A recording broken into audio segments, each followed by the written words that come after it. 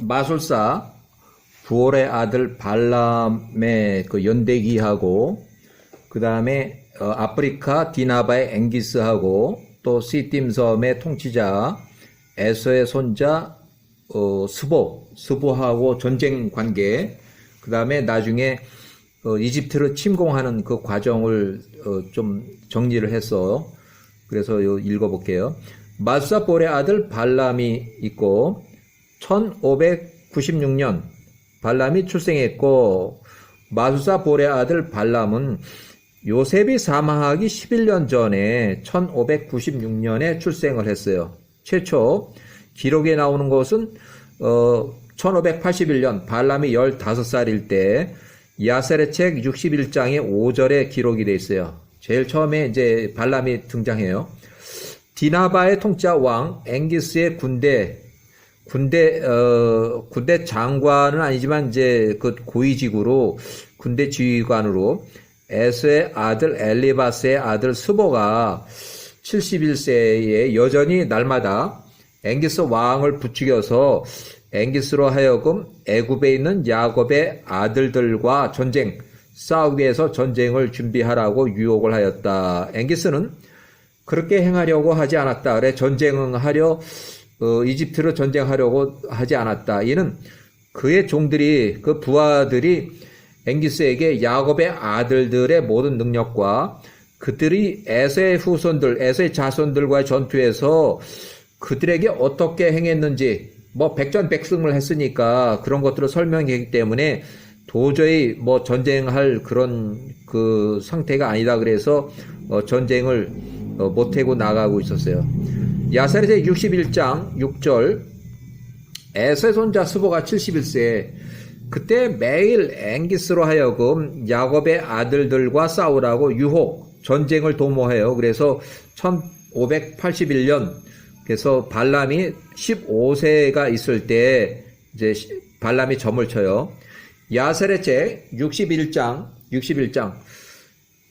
7절, 시간이 얼마 지나서 앵기스가 에서 손자 스보의 말을 듣고 70세 자꾸 이제 부추기고 하다 보니까 그래 그러면 한번 준비해서 전쟁을 이제 한번 이제 해보자. 그래서 이런 마음을 먹고 애굽에 있는 힉소스 왕조는 이미 멸망을 했고 이집트 18왕조 통치를 이제 한 3년 차가 됐을 때 이런 사건이 일어나요. 그래서 야곱의 아들들과 싸우러 나가자는 그 스보의 의견에 동의하였다. 앵기스 왕이 그의 백성들을 다 모으니, 전쟁을 하기 위해서 다 모으니까 바닷가 위의 모래처럼 그 백성의 수가 아주 많았다. 이에 앵기스가 그가 이집트 18왕조하고 전쟁 원정을 하기 위해서 그의 결심을 굳혔다.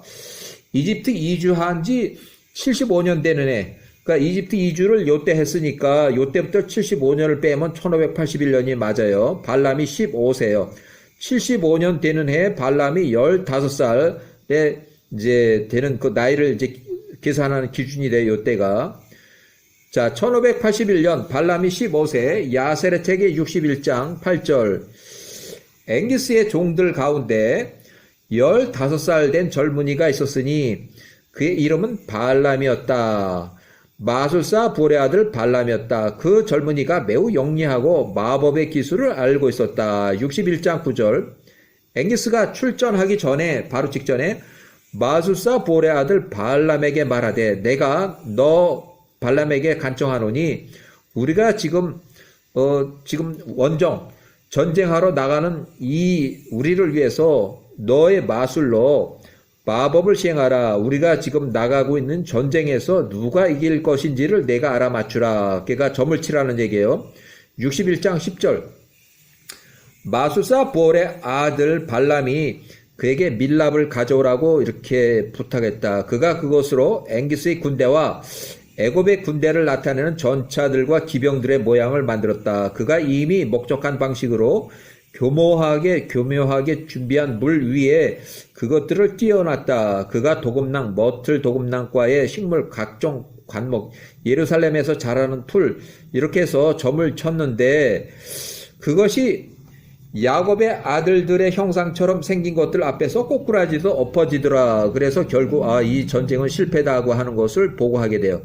야셀의 책에 61장 11절 이에 마술 볼의 아들 발람이 앵기스 왕에게 이 일을 보고하니 앵기스가 실망하고 수보가 71세 전쟁을 도모하는 그 무리한 전쟁을 위해서 애굽으로 쳐 내려가지 않고 자신은 무장하지 않고 그 성읍에 계속 머물렀다. 전쟁 도발이 이제 포기하는 상태. 1581년 발람 15세. 그래서 61장 12절 1581년 발람 15세 엘리바스의 아들 수보가 보니 앵기스가 크게 실망을 해서 이집트 18왕조 하 이집트 통치 3년 차에 애굽 사람들하고 야곱의 후손들을 쳐 죽이기 위해서 싸우려고 나가지 않더라. 그래서 에서가 순조가 이제 잘못하면 거기에서 맞아 죽을 것 같으니까 71세 아프리카로부터 앵기스로부터 달아났다. 그가 도망가서 시팀 섬으로 도망갔다. 그 시팀으로 이제 도주한 거예요. 잘못하면 맞아 죽을 판이에요. 야셀의 책에 61장 13절 자 시팀에 도착을 하니까 시팀의 모든 백성들이 에서 그를 보고 크게 존귀하게 여겼다. 저 전쟁 기술자가 왔으니까 그를 이제 부탁해서 여기 쳐들어오는 약탈자들을 이제 쳐내라고 이제 그런 부탁을 할 판이에요. 그들이 전쟁 약탈자들이 오면 그 약탈자를 쳐내는 그런 이제 전쟁 그러니까 용병이죠. 용병 전문가로 이렇게 하게 돼요. 거의 한 2년 동안.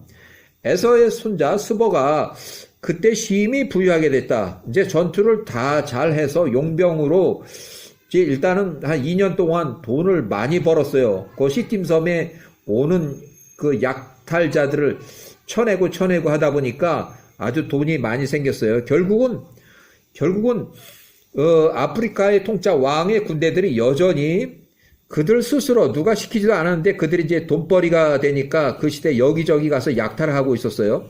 그래서 야셀의 63장 18절 35절 18왕조 통치 4년 차 앵기스와 그 형제 루쿠스가 에서 손자 스보를 고향한 시팀의 부자들이 앵기스의 형제들이 그 앵기스와 그 루쿠스의 군대 약탈자들을 쳐내고 하니까 그들이 놀라서 그 전쟁을 잘하고 그러니까 도망가서 아프리카에서 도망가서 앵기스가 이제 아직 통치자가 되기 전인데 저놈이 우리 나라에서 한 2년 전에 나를 이제 전쟁에 끌어들이려고 이렇게 도모했던 놈이 저 가서 용병 노릇을 하고 그러니까 전쟁을 잘하고 그러니까 두려워서 이제 더 이상 약탈을 중지했어요. 약탈을 전쟁 두려워서 이렇게 해서 꼼짝 못하고 혹시 C팀의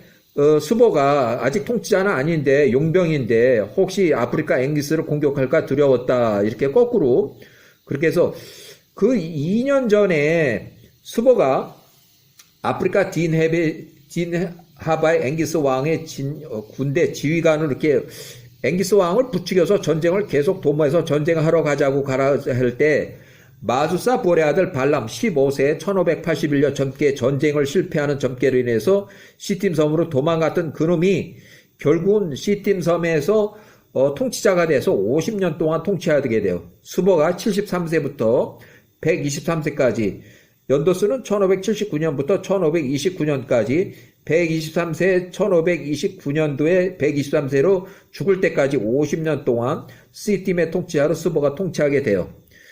자, 이렇게 해서 수보가 86세 될 때까지 약 13년 동안 그 전에 1년 전에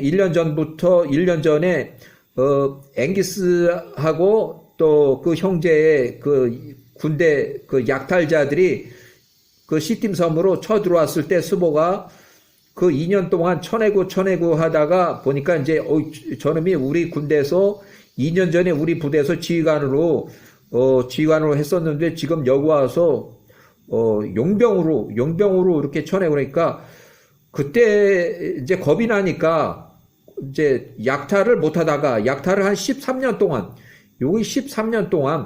앵기스의 군대가 13년 동안 약탈이 없었는데 14년 차가 되니까 이제 이제 시간이 지났으니까 슬슬 이제 약탈을 하기 시작한 거예요. 침공을 해 들어와요. 시팀 섬으로. 그래서 수보가 87세에 1565년 때부터 디나바의 앵기스 군대의 일부들, 이제 쫄따구들, 군대 이제 하부 군인들이 시팀 섬으로 약탈을 시작하기 시작해서 그때마다 수보가 나가서 물쳐내고 격퇴하고 하다 보니까 이제 가끔 그런 곳이 횟수가 자꾸 늘어나서 약탈이 자꾸 늘어나서 수보가 97세에는 아예 그냥 저놈들 아주 그냥 씨를 그냥 뽑아버려야지 끝까지 추격을 해서 아프리카 디나바 앵기스 왕의 국경 경계까지 추격을 해서 한 명도 남기지 않고 완전히 다 죽여버렸어요.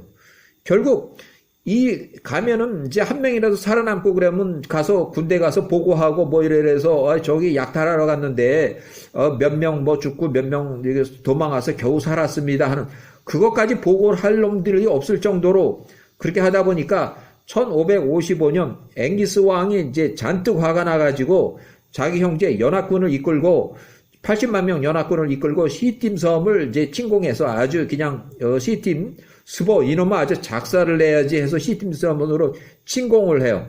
그래서 수보가 놀래가지고 97세 1555년이에요. 여기 1555년이에요. 급히 에서의 후손들에게 전쟁에 도와달라고 요청을 했지만 과거에 앵기스 왕과 동맹관계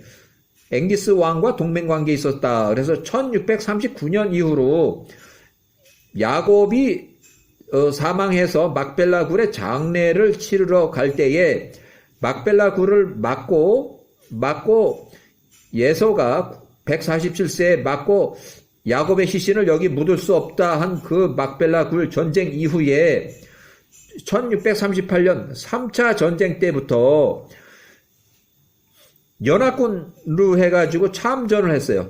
그러니까 앵기스의 부대가 에서의 연합군에 참전해가지고 그 3차 전쟁 때부터 동맹관계를 이어서 혈맹관계예요. 완전히.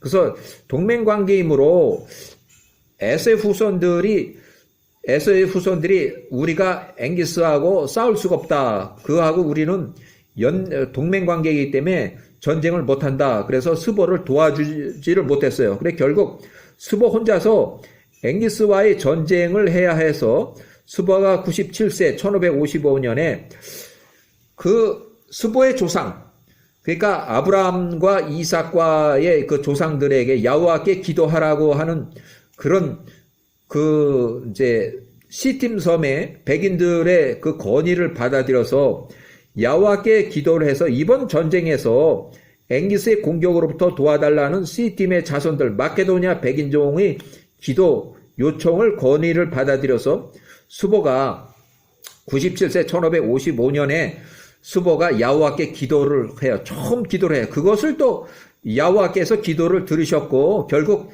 여호와의 전쟁으로 수보가 승전을 해요. 그래서 아프리카 디나바 앵기스 왕 80만 명 연합군이 여기서 패전을 해요. 그러다 보니까 수보가 한 명도 전사자가 없이 완승을 했고 그쪽에 아프리카 디나바 쪽에는 거의 한 절반이 쓰러지는 40만 명이 쓰러지는 그런 패전을 이제 한 그런 승리에 취해서 이번에는 이제 내가 야곱의 후손들 이집트에 있는 18왕조를 쳐들어가서 야곱의 후손들을 다 작살내야지 해서 자기가 요셉이 있을 때 요셉이 총리로 있을 동안에 54년 동안 전쟁 포로로 거기서 아주 노예로 고생한 그것을 또 우리 할아버지 에서 할아버지 147세로 막벨라 굴에서 목이 잘려서 거기서